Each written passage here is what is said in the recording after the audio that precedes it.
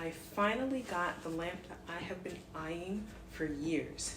It is the Akari 1A lamp from Noguchi, and I decided to save up for it so that when it became available online, I bought it, and it only took about a week to get here. So let's unbox it.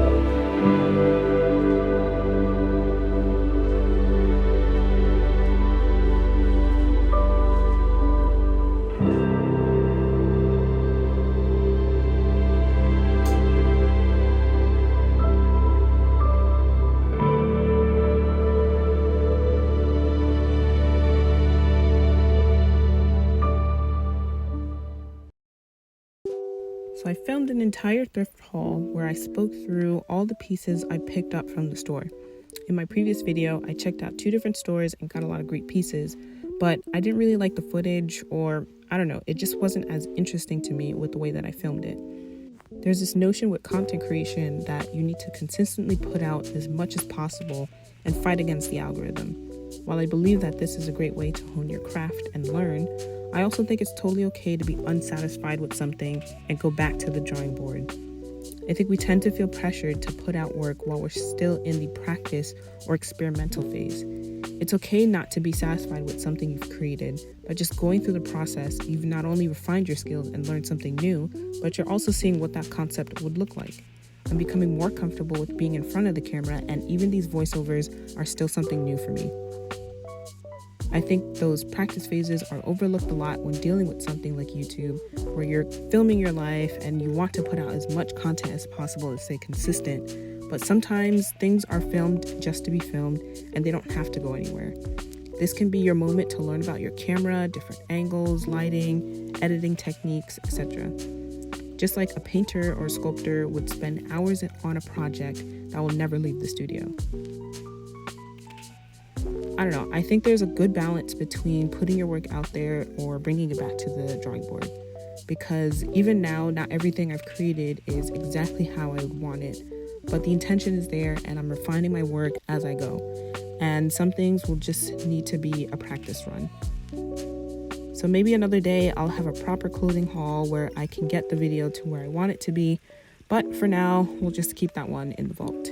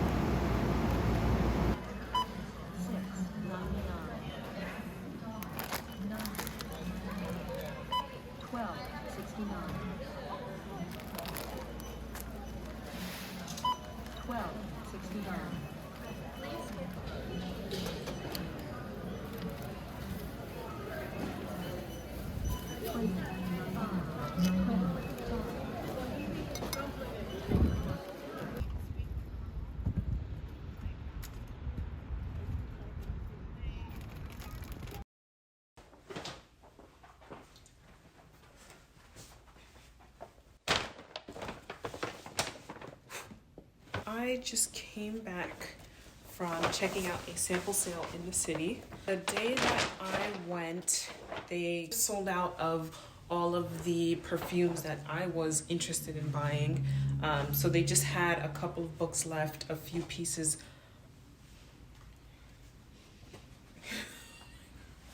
So they just had a couple of books left, some decor pieces and clothing, but I was interested in picking up a few books. So I just wanted to share some that I was really excited that I found. One of my goals when I have my own home is to build out a library.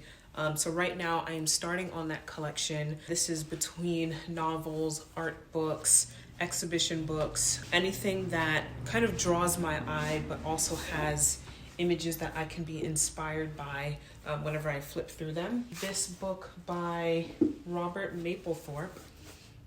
So this is the box that it was in. If you're familiar with Robert Mapplethorpe and some of his projects, he did a lot of work with portraiture, a lot of work with the body, and different ways that he would set up his scenes with these artists to sort of celebrate the different parts of your body. This one is one of my favorites. He did with Isamu Noguchi, and he's like standing in front of one of his pieces of artwork. Next thing that I found at this sample sale was this issue of Sporty and Rich. This just has like a few editorials between like fashion. There was also some images in here of home decor and interior design. There was also this series by a street photographer who shot in 35mm film. And I loved the way the images turned out and how they sort of curated it. So again, like just something that I can look through if I ever need inspiration, or, you know, am thinking of different projects and how I want them to look and set them up. But this would be a great little book to kind of come back to whenever I need it. The next one I found was this Revolution, the History of Turntable Design. This one kind of caught my eye because I love that it was a collection of different styles of turntables. And it's like so cool to see how they were designed in the past and how they formed and shaped in the future. So it's fun to just think about how objects can go through different iterations and change and completely take a new form compared to how they started in the past. And then the last book I picked up was Beyond the Canyon. It's a collection of homes in California. I picked this one up because California is known for like mid-century modern design and interior decorating, and having a book like this where you can look into these beautifully designed homes is definitely inspiration for me when I end up, you know, starting to build and invest in my own home. What do I want it to look like? How do I want to design it? Pulling inspiration from mid-century modern in California, because I think they did it like so perfectly. This is beautiful, like that shelving that they have here. Seeing them in an environment is just such an inspiration. But yeah, I just love looking at these books. And me, myself, like I'm just curious about like how other people decorate and design their homes. So like this is great to just like have these images. It makes me happy to see this collection growing, but then also have these books that I can always turn back to, always look at these beautiful images and be inspired to start doing my own work and like creating in a similar way.